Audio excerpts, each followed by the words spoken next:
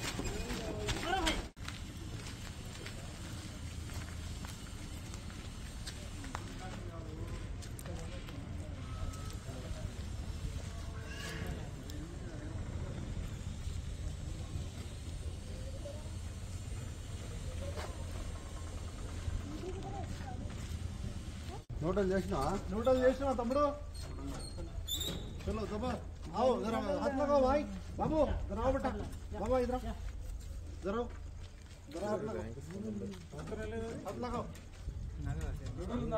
नोटल చేసినా ఏయ్ जरा हाथ लगाओ बाबा लगाओ नोटल చేయలేను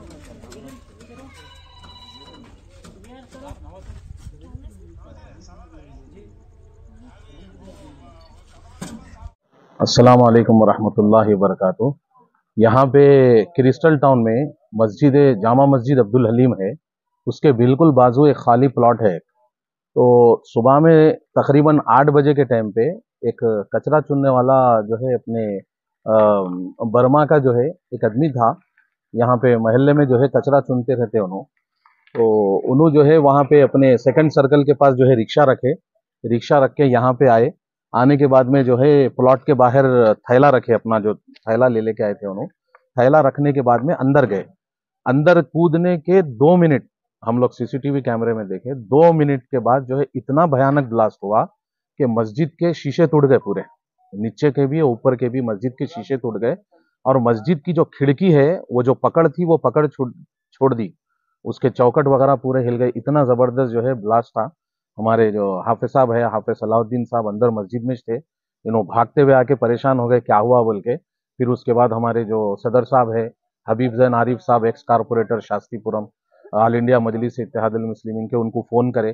फिर उसके बाद में जो है हमारे हबीब अब्दुल कादर साहब, फेरोज भाई, हाशिम भाई, ये लोग पूरे मिलके जो है भाग लेते आए। हमारे जो है 7 एज न्यूज़ के हमारे हकीम भाई भी थे। तो ये लोग पूरे आके जो है वो देखे। उसके बाद तकरीबन 40 मिनट तक वो आदमी वही जगह पे पड़ा हुआ था और जो है अल्लाह अल्लाह अल्लाह पुकार रहा था, बचाओ बचाओ भी बोल के बोल रहा था, बचाओ बचाओ बोल के जो है बोल रहा था। फिर उसके बाद जो है अंदर जाके एम्बुलेंस को फोन करे, एम्बुलेंस आई ले लेके गई।